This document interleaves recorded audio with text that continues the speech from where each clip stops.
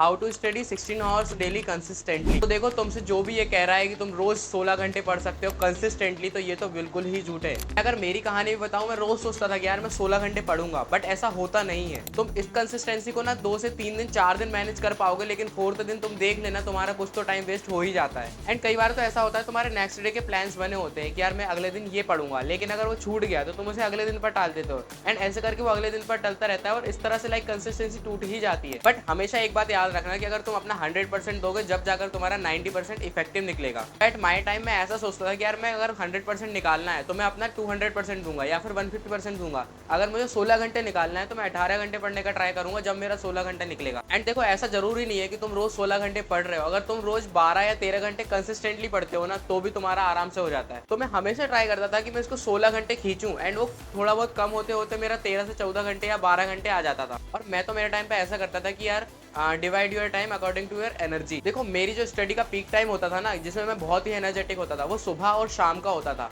दिन में मेरे को नींद आती थी एंड मैं उतना एनर्जी फील नहीं करता था। तो दिन में मेरा जितना भी नोट्स बनाने का या रिवीजन करने का या थोड़े बहुत जो नॉर्मल केमिस्ट्री के क्वेश्चंस करने का टाइम होता था, उसको मैं दिन में कर लिया करता था। एंड ऐसे करके 3 स्लॉट बना लो, 4-4 या 5-5 घंटे के। सुबह 4 घंटे, दिन में 4 घंटे और शाम को 5 या 6 घंटे का स्लॉट बना लो। अगर तुम ऐसे देखोगे तुम्हारा 15 से 16 घंटे खिंच जाता है। एंड अब इसमें ऐसा होगा कि यार तुम्हारे तीनों स्लॉट्स में से होगा कहीं ना कहीं कि एक स्लॉट थोड़ा सा खराब जाएगा, तो वो 15 से 16 जो घंटे तुमने सोचा है वो तुम्हारा 12 घंटे आ ही जाएगा। And at your peak time तुम्हें वो काम करना है जो थोड़ा सा टफ होता है एंड जो तुमसे लाइक तुम्हें लग रहा है कि यार मुझे इसमें अपनी फुल एनर्जी देनी पड़ेगी। एंड वन मोर पॉइंट की अगर जब हमारी कंसिस्टेंसी टूट जाती है तो हम लोग यही सोच सोच के अपना टाइम वेस्ट कर देते हैं, यार मेरी कंसिस्टेंसी टूट गई है, मेरा प्लान फेल हो गया है, मैंने जो सोचा था मैं वो नहीं कर पाया हूँ। और ऐसा नहीं होता कि तुम्हारा एक ही टाइम टेबल अपने पूरे 2 साल चलता है। मेरा टाइम टेबल मैंने बहुत बार बदला है। मैंने लाइक तुम्हारा टाइम जो चल रहा है ना, उसके अकॉर्डिंग तुम्हें अपना टाइम टेबल चेंज करना होता है। तुम्हारी कोचिंग किस टाइम है, तुम्हारा स्कूल किस टाइम है, अगर तुम्हारे वीकेंड चल रहे हो तो तुम उस टाइम पे कौन सा टाइम टेबल फॉलो कर रहे हो। एंड टाइम टेबल चेंज करने से भी तुम्हारा मैक्सिमम निकलता है, क्योंकि ऐसा होता है कि कभी कभी स्कूल के टाइम पे क्या होता है, जैसे मान लो 12 से 5 तुम्हारा स्कूल है, अब तुम अपने स्कूलिंग में जो है वो नहीं कर रहे हो, बट अगर तुम्हारे वीकेंड्स है तो तुम्हें उस टाइम में भी अपना मैक्सिमम निकालना है, उसमें पढ़ना है, तो उसमें भी तुम्हें कुछ डालना होगा कि यार मैं ये टास्क जो है वो अपने इस टाइम में पूरे करूंगा।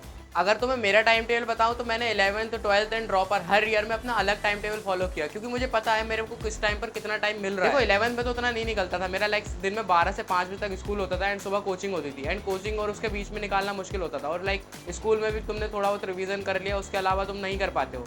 एंड शाम को उसके बाद आने के बाद 5 से लेकर रात में 2 या 3 बजे तक मैं निकाल लिया करता था, उसमें भी 2 या 3 घंटे मेरे वेस्ट होते थे, और ये सबके होते हैं। तो यही टाइम टेबल मैंने जब तक चलाया जब तक मेरा 11th की जो है क्लासेस चली है। एंड जैसे ही मेरे 11th के फाइनल पेपर हो चुके थे, मैं फ्री हो चुका था, मेरी छुट्टियां लग चुकी थी फाइनल की। एंड उसके बाद टोटल 24 घंटे जो थे वो मेरे थे सिर्फ। मैंने उसमें अपना अलग टाइम टेबल बनाया है कि मैं इस टाइम को इस तरह से यूज करूंगा। और देखो समर्स में ना मैं सुबह 6 बजे उठ जाया करता था, और लाइक समर्स में उतनी दिक्कत भी नहीं होती सुबह उठने की। उसके बाद फिर 7 बजे से पढ़ना स्टार्ट कर दिया एंड 11-12 बजे तक पढ़ लिया। उसके बाद तुम लाइक सो गए, थोड़ा सा खाना वाना खा लिया। इसके बाद ना तुम्हारा 3 बजे से तुम फिर से पढ़ना स्टार्ट कर सकते हो, 3-3:30 से पढ़ना स्टार्ट कर दिया, शाम तक पढ़ लिया। शाम को 1 या 1.5 घंटे का जो भी है ब्रेक ले लिया, थोड़ा बात कर ली, घूम लिया, जो भी है तुम्हें करना है, फोन वोन चला लिया। और इसके बीच में भी ऐसा होता है तुम 5 से 10 मिनट का ब्रेक लेते हो अगर तुम इतना लंबे ड्यूरेशन में पढ़ाई कर रहे हो। तो वही शाम को एक ब्रेक ले लिया, एंड उसके बाद अगर तुम 8 से फिर से पढ़ना बैठते हो तो फिर तुम 12 बजे तक पढ़ लिया, 11 बजे तक पढ़ लिया, एंड देन सो गए। और तुम्हें लग रहा होगा ये आइडियल टाइम टेबल, बट ये होता था कि हफ्ते में मैं सिर्फ लाइक 5 ही दिन फॉलो कर पाता था। 1 या 2 दिन ऐसे होते थे कि लाइक या तो मैं रात में देर तक जग रहा हूँ, या पढ़े नहीं रहा हूँ, या दिन में कहीं घूमने या मैच खेलने किसी भी दोस्त के साथ घूमने चला गया हूँ।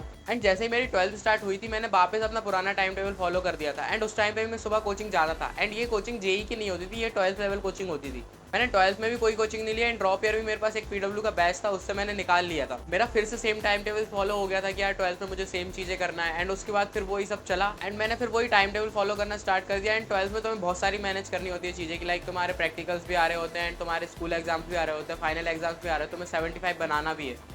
एंड फिर लाइक मेरा मेंस तो क्लियर हो गया था, बट एडवांस क्लियर नहीं हुआ था, तो फिर मैंने सोचा यार मैं ड्रॉप लूँगा। एंड ड्रॉप ईयर में मैंने अलग स्ट्रैटेजी फॉलो की।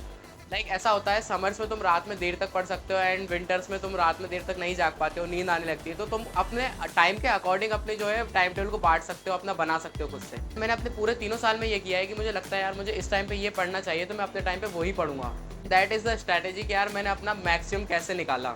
और अगर तुम सोच रहे हो यार मैं वीक में 16 घंटे हर दिन निकालूंगा, तो ये थोड़ा मुश्किल होता है। अगर नहीं निकल रहा है तो कोई बात नहीं, क्योंकि हर किसी के साथ ऐसा होता है। बाकी तुम अपना 200% ट्राई करो, क्योंकि जब तुम 200% ट्राई करोगे जब तुम्हारा कुछ 100% निकलेगा। एंड नाउ अगर जेई क्लियर करना चाहते हो तो मेक इट ईजी, सब्सक्राइब कर लो। मिलते हैं नेक्स्ट वीडियो में, बाय बाय।